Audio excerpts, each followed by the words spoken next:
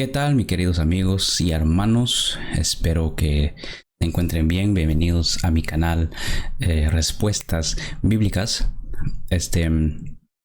Un canal donde nos dedicamos a hablar de varios temas bíblicos y sobre todo dando respuestas, ¿verdad? Bíblicamente, analizando a profundidad. Y en este video, o en una serie de videos que voy a hacer, vamos a estar hablando de el bautismo del Espíritu Santo, o será el bautismo en el Espíritu Santo. ¿Será que lo necesito para ser salvo? ¿Qué es lo que se necesita para obtenerlo? ¿Cómo se obtiene? Todas esas preguntas serán explicadas en este video, ¿verdad? Y los invito a que me acompañen en esta serie. Así que no se muevan.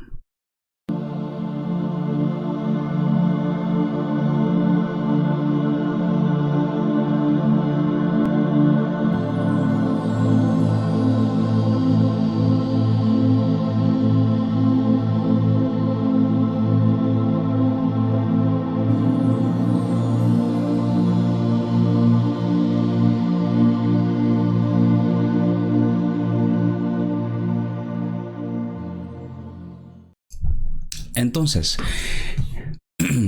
como les dije, vamos a estar hablando del bautismo en el Espíritu Santo, un tema que ha sido controversial para toda la iglesia. Cuando digo iglesia, no es iglesia pentecostal o bautista, yo digo iglesia en general, ¿verdad? Es un tema en la que ha habido debates, ha habido desprecios dentro de la iglesia, ¿verdad?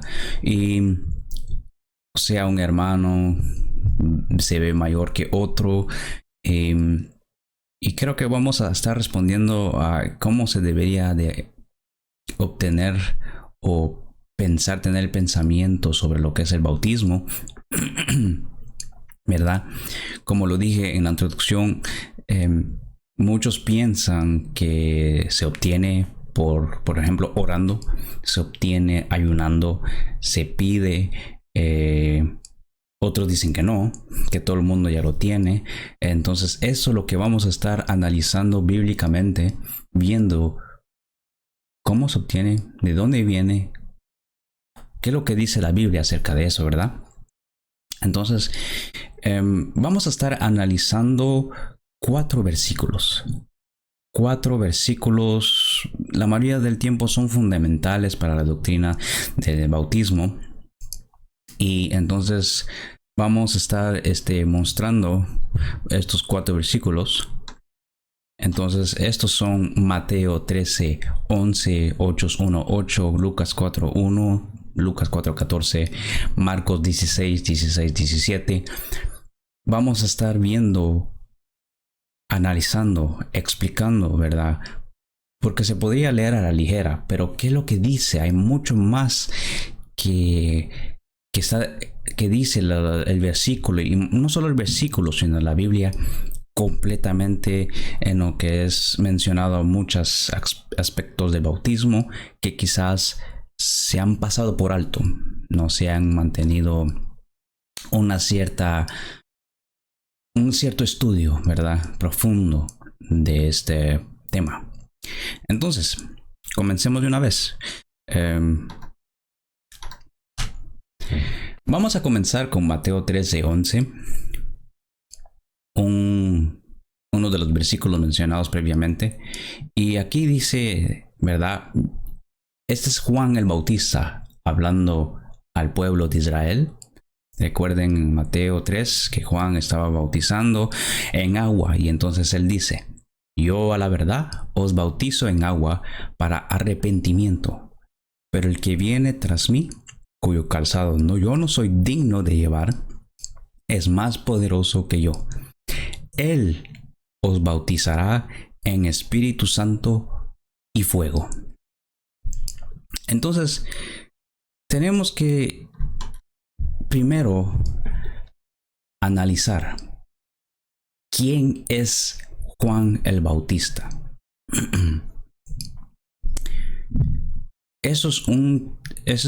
creo que es un punto muy importante en el cual se debe de pensar, analizar, razonar. Porque Juan el Bautista no era un neófito, un inepto en las escrituras, alguien que no sabía nada, que estaba hablando por hablar. Juan el Bautista era alguien muy importante. Quizás ustedes han tenido mucho la percepción de las películas de Jesús, donde se ve un hombre casi como un tipo ogro, ¿verdad? Que solo anda gritando. Pero en sí, ¿quién era Juan el Bautista? ¿Verdad? Entonces vamos a estar viendo primero eso, porque debemos de entender que Juan el Bautista estaba diciendo esto por razones que él había visto en el Antiguo Testamento. Como lo digo, él era alguien importante. Primero, dice esto: hubo en los días de Herodes, rey de Judea, un sacerdote llamado Zacarías, de la clase de Abías, y su mujer era de las hijas de Aarón y se llamaba Elizabeth. Ok. Entonces, quizás usted ya sabe la historia, que Juan el Bautista era hijo de Zacarías, un sacerdote. Y esto es importante de tener en mente, ¿verdad? Pero dice también que era de la clase de Abías, o sea que su generación de sacerdocio viene de los tiempos del rey David. Cuando dice de la clase de Abías, se está refiriendo a Primera de Crónicas 24, 7-10. La primera suerte tocó a Joiarib, la segunda a Jedaías, la tercera a Harim, la cuarta a Seorim, la quinta a Malquías, la sexta a Benjamín, la séptima a Cos, la octava a Abías. En el contexto de ese pasaje, el rey David comenzó a dividir los quehaceres del templo y lo hizo cuando dice suerte, es como cuando hubo una urna de las dos familias del hijo de los hijos de Aarón, y puso las descendencias de los jefes de la casa y andaban sacando uno por uno, cada uno, o sea, rotativamente lo que tenían que hacer como que hacer en el templo, ¿verdad? Y entonces aquí vemos que la octava era a Abías. Entonces podemos entender algo. Juan el Bautista era hijo de Zacarías, hijo de Abías. Él tenía un sacerdocio, él era un sacerdote, porque hay que notar algo: Zacarías no tenía otros hijos, él era el mayor. Juan el Bautista era el mayor de la casa. Por lo tanto, eso lo tenía que hacer a él un sacerdote. ¿Qué más? Podemos ver que el ángel Gabriel le habla a Zacarías y le dice que en Lucas 1:15 dice: porque será grande delante de Dios. No beberá vino ni sidra, y será lleno del Espíritu Santo aún desde el vientre de su madre. Aquí podemos entender otra cosa. Él era un sacerdote. Y ahora aquí dice que él desde el vientre de su madre iba a ser lleno del Espíritu Santo. O sea que su inspiración venía de Dios. Cuando él dijo las palabras que leímos en Mateo 13:11, él no las estaba diciendo por locura, porque se ha encontrado muchos diciendo que Juan el Bautista estaba hablando cosas que él no entendía que lo que estaba hablando, que él no sabía lo que él estaba diciendo. Pero aquí estamos poco a poco viendo que él, quiera que no, tenía sus conocimientos como sacerdote y encima tenía la llenura del Espíritu Santo. Otra cosa que tenemos que entender es que él tenía que conocer las Escrituras. Este es solamente un mandamiento que se le daba a todo el pueblo de Israel. A todo el pueblo de Israel, no solo para sacerdotes. Dice: oye Israel, Jehová nuestro Dios, Jehová uno es. Llamarás a Jehová tu Dios de todo tu corazón y de toda tu alma y con todas tus fuerzas. Y estas palabras, mire bien, y estas palabras que yo te mando hoy estarán sobre tu corazón y las repetirás a tus hijos y hablarás de ellas estando en tu casa y andando por el camino y al acostarte y cuando te levantes. O sea que este era un mandamiento para todo el pueblo de Israel. Para los sacerdotes era aún más. Él tenía que conocer la ley y los profetas. Recuerde, él estaba lleno del Espíritu Santo. Él era hijo de un sacerdote. O sea que esto no es nada.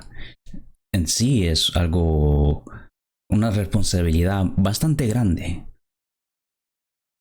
Piensa en esto. Dios llamó a un sacerdote para abrir el camino del Mesías. Él sabía lo que estaba diciendo. Él sabía muy bien. Sigamos. Además de eso, Jesús confirma de que Juan el Bautista era un gran profeta. Creo que ustedes ya saben, han probablemente oído eso, pero vamos a ver.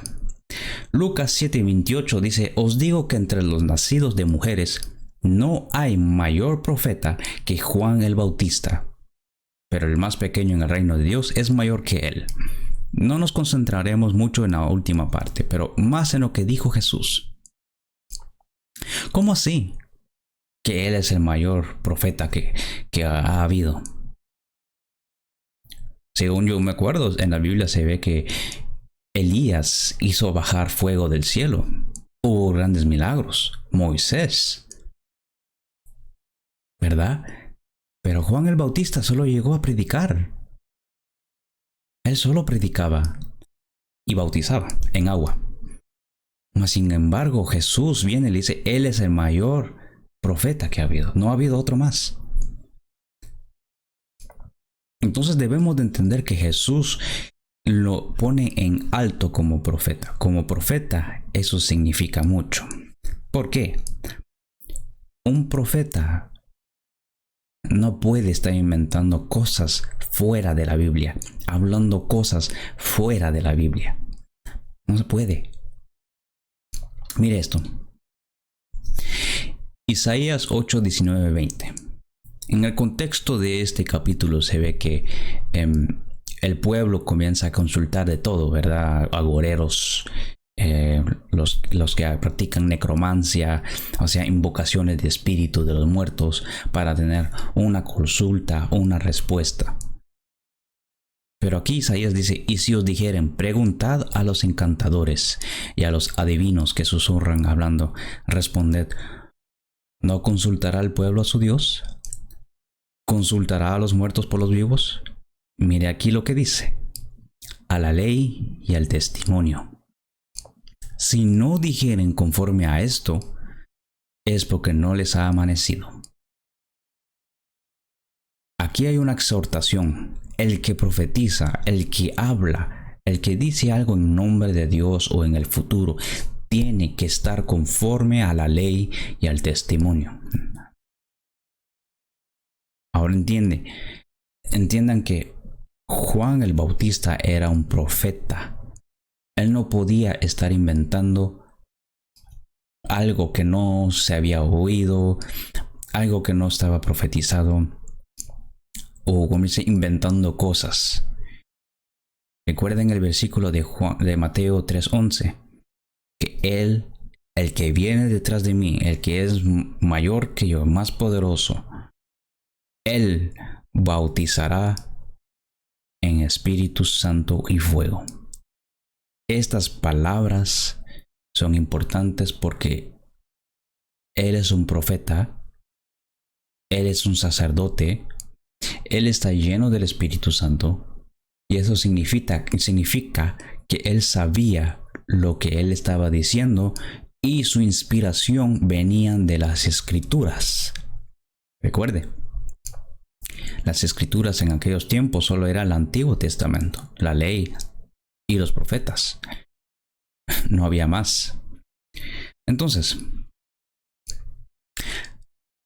en Juan vemos que hay una confirmación de algo, de las palabras de Juan en Mateo.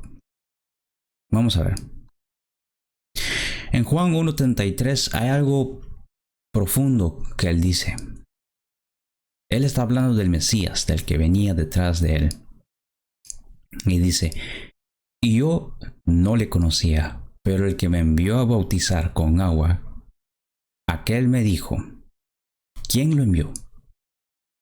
Dios, sobre quien veas descender el Espíritu y que permanece sobre él, ese es el que bautiza con el Espíritu Santo.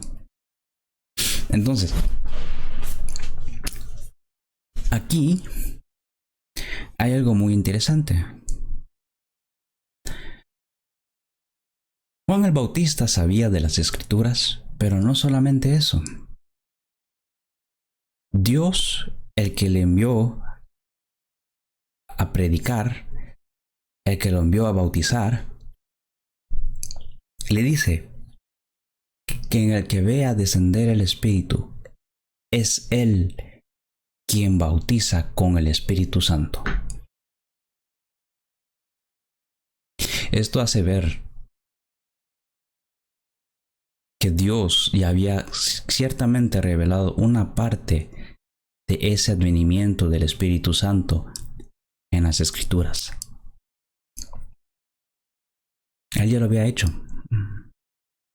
Y Él lo vuelve a confirmar. Aquí es una confirmación. En este versículo, mírelo bien.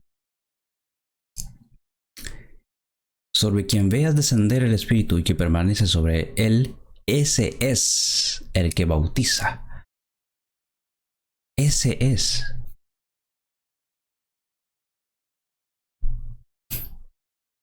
Juan el Bautista tenía un conocimiento, como digo, de las Escrituras. Él era un profeta. Él era un profeta, él era un sacerdote. Otra cosa más. Juan el Bautista era un maestro, era un rabí. Recuerde que él tenía discípulos. Él tenía discípulos. Él era un hombre de gran conocimiento.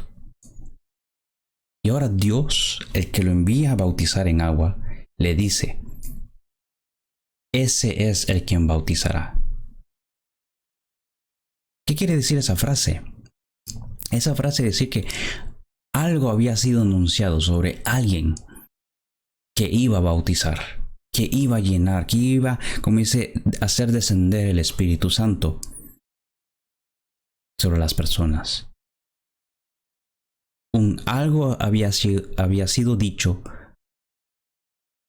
que alguien iba a bautizar. Y aquí Dios le confirma que él iba a esperar y que iba a ver quién iba a ser esa persona. ¿Ok? Entonces, otra cosa que yo quiero que ustedes noten es esto. Quiero que lo mantengan en mente. Manténganlo en mente. En Mateo 13:11 dice esto, aftos. Bueno, no lo voy a leer en griego, pero en esta dice baptisé, sumergirá. Usted tiene la traducción en abajo, dice, Él a ustedes sumergirá en Espíritu Santo y fuego. En Mateo 13:11, ahí se ve. En Juan 1:33 utiliza también la misma palabra en griego. Aquí dice baptizón, de aquí baptizón en neumatiagio. Utiliza el en. Por eso yo había nombrado, en la introducción yo había dicho, es lo mismo el bautismo en el Espíritu Santo que el bautismo del Espíritu Santo. Mire que el del aquí es utilizado en Hechos 2:38, cuando Pedro está predicando a los judíos en el día del Pentecostés y le dice que se arrepientan para que reciban el don del Espíritu Santo. Mire, don es tú. Agio es santo, enómatos es espíritu. Pero el tú es diferente del en. Cuando dice Él les bautizará en Espíritu Santo. Es alguien bautizando, o sea, en este contexto sería Cristo. El en es el medio con lo que alguien va a ser bautizado. Por ejemplo, el bautismo en aguas. La persona es bautizada en el agua. Ese es el bautismo en aguas. Aquí en griego se ve, y aún en español nosotros lo podemos ver, dice, Él les bautizará en Espíritu Santo y fuego. El bautismo en Espíritu Santo. Lo cual sería un poco diferente si decimos el bautismo del Espíritu Santo. Porque entonces, ¿quién es el que está bautizando? El Espíritu Santo. Aquí las escrituras en Mateo dice y en Juan que es en el Espíritu Santo. Esto yo quiero que ustedes lo mantengan en mente y verán que esto va a ser útil para probablemente en las otras series que yo voy a hacer, en los otros videos. Esto va a ser útil y ustedes van a entender por qué esto es, quiera que no, es importante a retener, ¿verdad? Entonces, aquí hay una cierta diferencia de vocabulario importante. Bueno, como lo dije anteriormente, debemos de tener en mente de que en los tiempos de Juan el Bautista no había Nuevo Testamento. Había solo la ley y los profetas. Eso es todo. ¿Qué es lo que nos toca a nosotros hacer? Hacer lo mismo, estudiar la ley y los profetas para poder entender el conocimiento, lo que ellos vieron, o más que todo lo que Juan el Bautista vio, para predicar del bautismo del Espíritu Santo. Recuerden, Mateo 13:11, Juan está predicando sobre un bautismo, una promesa, algo que había sido dicho. Él estaba predicando no sobre algo nuevo, algo que nunca la gente había oído. Es algo que ya había sido dicho. Y él lo estaba reafirmando. Diciendo, en otras palabras, él está diciendo, el Mesías bautiza en Espíritu Santo. El Mesías manda al Espíritu Santo sobre la gente. ¿De dónde tenía él esos recursos? Del Antiguo Testamento. Y eso es lo que tenemos que hacer. Pero antes de entrar al análisis de los profetas, porque es lo que vamos a hacer a continuación, vamos a hacer un pequeño paréntesis de cómo los escritores judíos del primer siglo, así como Mateo, o digamos Lucas también, o Pedro, otros, los apóstoles, ¿verdad? Eran judíos, utilizaron las profecías para hablar de cumplimiento o para hablar de un evento y decir esto es en los profetas, dicho por los profetas. Vamos a ver.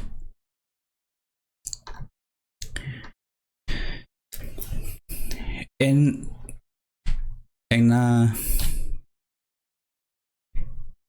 antigüedad, en el primer siglo, podemos ver que había un cierto tipo de patrón de cómo interpretar las escrituras, o sea, el Antiguo Testamento, más que todos los profetas. Había un cierto patrón. El primero era la profecía literal del Antiguo Testamento, que se cumple literalmente en el Nuevo Testamento. Mateo, como lo pueden ver aquí en los versículos,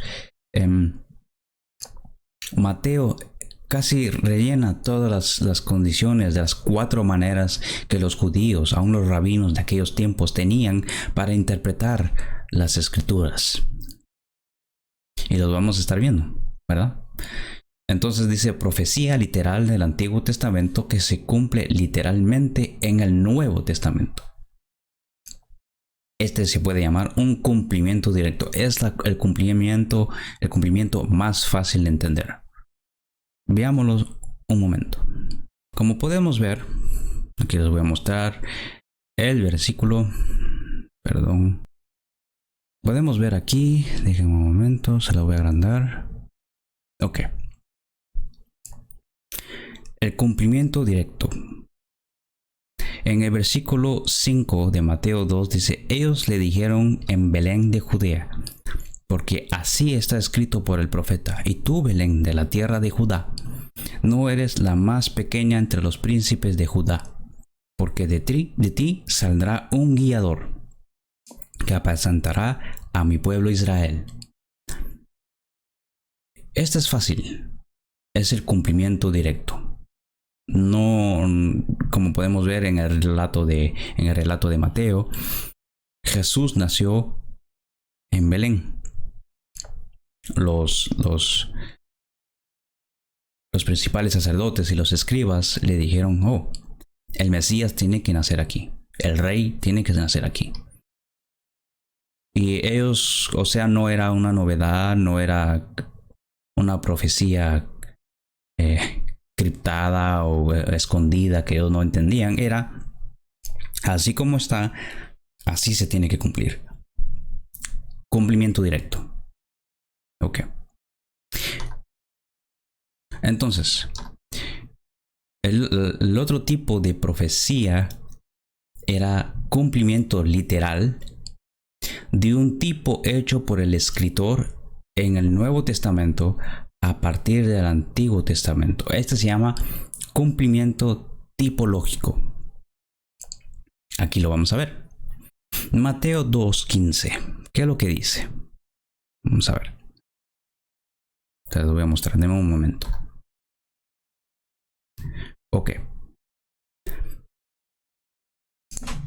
Dice, y estuvo allá hasta la muerte de Herodes. Recuerden, esto es cuando José agarró a Jesús y a su mujer y huyeron hacia Egipto. Y dice, para que se cumpliese lo que dijo el Señor por medio del profeta cuando dijo, de Egipto llamé a mi hijo. Para entender esto, tenemos que ir a Oseas. Entonces, Oseas 11:1. Notes esto. Cuando Israel, la profecía está hablando de Israel. Cuando Israel era muchacho, yo lo amé, y de Egipto llamé a mi hijo. Miren lo que hace Mateo. Mateo agarra esta profecía.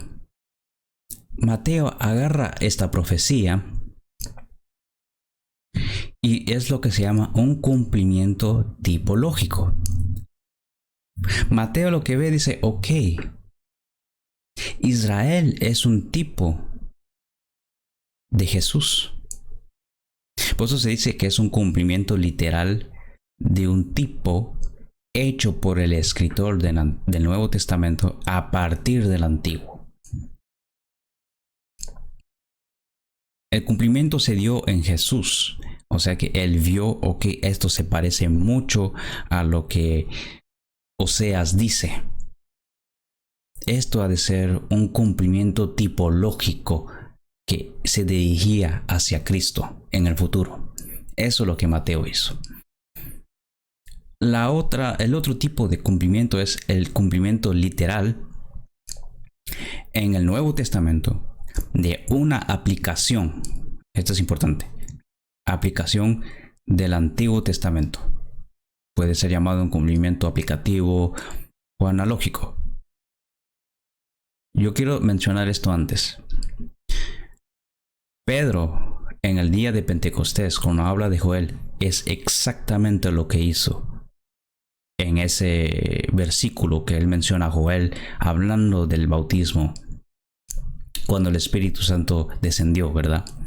Es exactamente lo que hizo. Vamos a ver qué es lo que dice Mateo 2, 17, 18 para poder entender esto. Mire bien. Vamos a leerlo a partir del 16, ¿verdad? Herodes entonces, cuando se vio burlado por los magos, se enojó mucho y mandó a matar a todos los niños menores de 2 años que había en Belén y en todos sus alrededores, conforme al tiempo que había inquirido de los magos. Ahora note. Entonces se cumplió lo que fue dicho por el profeta Jeremías, cuando dijo: voz fue oída en Ramá, grande lamentación, lloro y gemido. Raquel que llora a sus hijos y no quiso ser consolada porque perecieron. Aquí lo que Mateo hace es interesante. Él agarra la profecía de Jeremías, ¿verdad? Lo que él menciona al profeta Jeremías, y él hace una aplicación. O sea, en la profecía de Jeremías era en el tiempo de los babilonios cuando llegaron y quisieron, mataron a muchos jóvenes también y también se los llevaron cautivos. Las madres quedaron desconsoladas y Jeremías habla de eso. Es un evento que sucedió, es algo que pasó.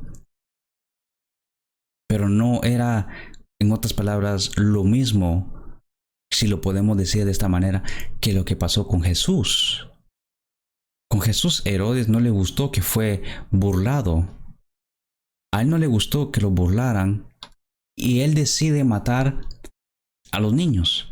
Pero él ve este evento de Jesús con el evento de Jeremías y él aplica esta profecía o este hecho que sucedió por medio del profeta Jeremías. Y dice, es un cumplimiento, o sea, es un cumplimiento literal, lo que sucedió en el Nuevo Testamento, aplicado a partir del Antiguo Testamento. Eso es lo que hizo Mateo. Y por último está un resumen de lo que los profetas dijeron en el Antiguo Testamento, que luego se dice que se cumple en el Nuevo Testamento. Otra vez vamos a ir a Mateo para poder entender esto. Miren.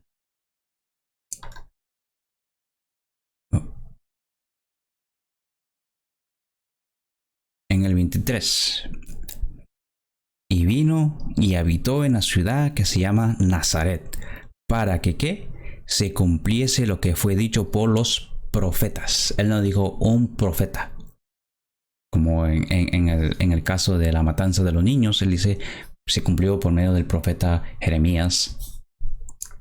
Él dice que fueron los profetas, se cumplió lo que fue dicho por los profetas, que habría de ser llamado Nazareno. Entonces, ¿qué podemos ver aquí? Estas son las maneras que Pedro, porque Pedro hizo la misma cosa que Mateo. Ellos ya tenían un método de interpretación de las profecías.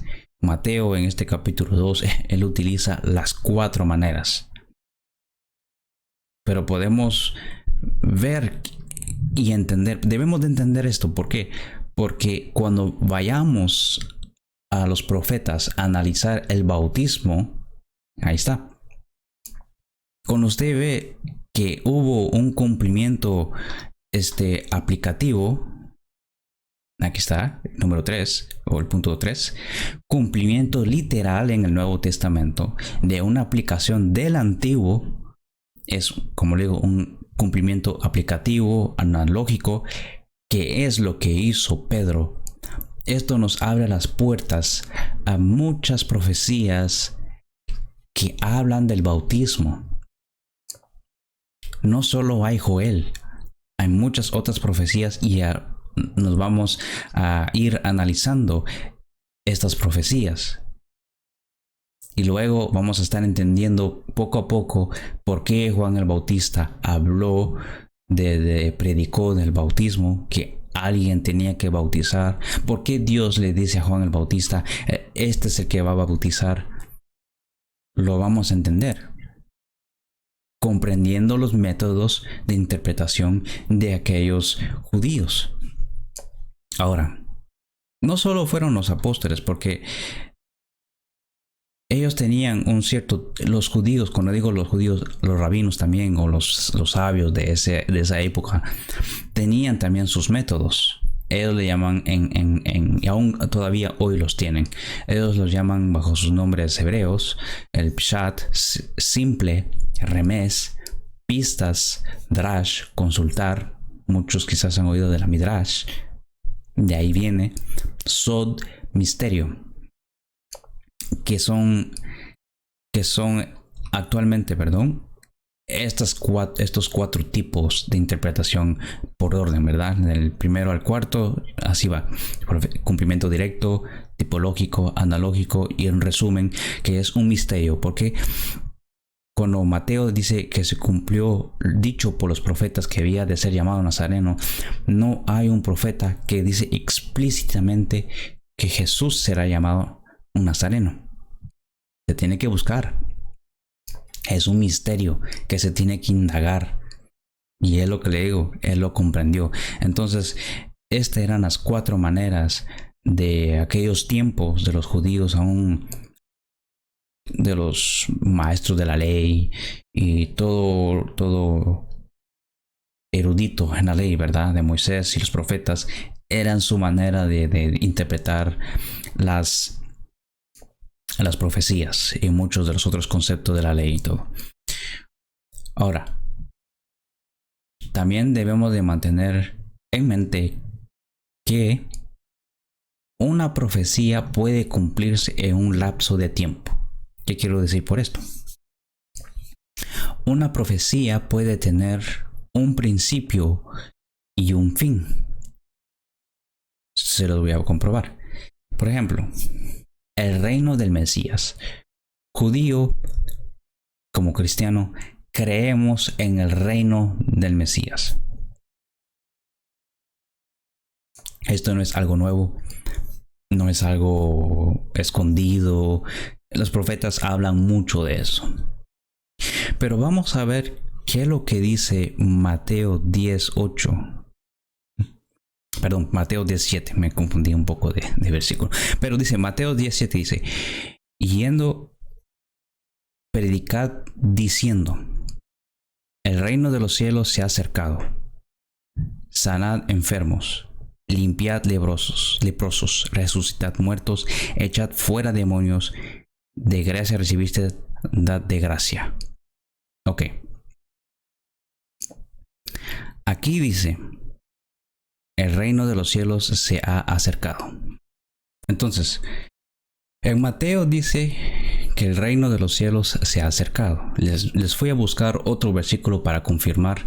Y está también Lucas 17:22. 21-22. En Lucas 17:21-22 dice esto. Ni dirán helo aquí o helo allí. Está hablando del reino de Dios. Porque he aquí el reino de Dios está entre vosotros. Ahí vamos a parar. Podemos ver que en Mateo como en Lucas, Jesús habla del reino de Dios, el reino de los cielos. Y como hablé anteriormente, está el reino del Mesías, que viene a ser una unión, como se dice, sinónimos de aquello. Entonces, él habla del reino de los cielos se ha acercado. En Lucas, él dice, el reino está entre vosotros. Pero yo le voy a hacer una pregunta.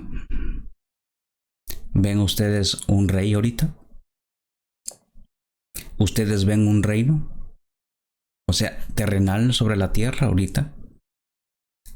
Yo creo que ni yo, ni usted ni yo no lo hemos visto.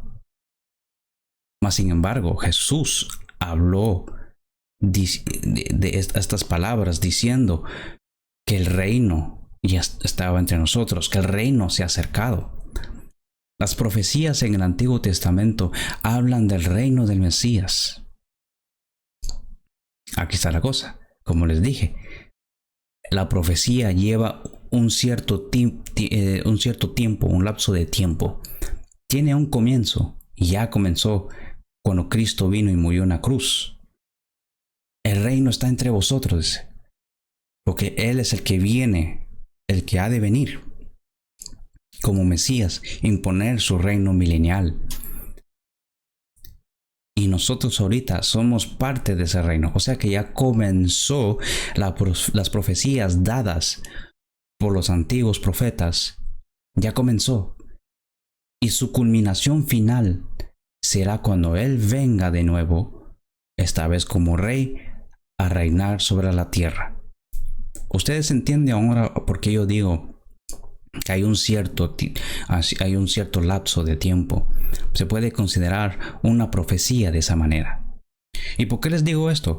Porque se puede considerar que el evento, me estoy adelantando un poco, pero que el evento que sucedió en el día del Pentecostés podría también ser como un comienzo de las cosas, un comienzo de las profecías. ¿Por qué les digo esto? Ustedes lo verán en las profecías que vamos a estar analizando, que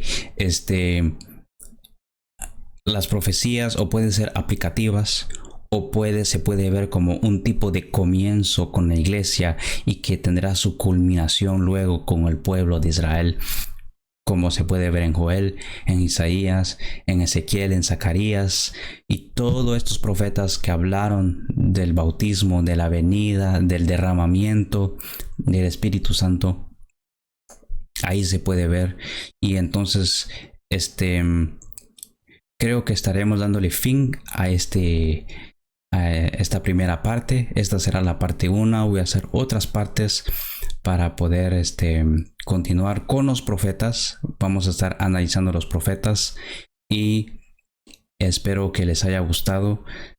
Suscríbanse al canal. No es para a mí me importa los followers, ¿verdad? Yo lo que quisiera es que usted pueda recibir las enseñanzas, puede ser al día, estudiar, analizar, pensar que lo que yo estoy diciendo tiene sentido, y así con eso ustedes pueden crecer en el amor de Dios, en el conocimiento, madurar espiritualmente.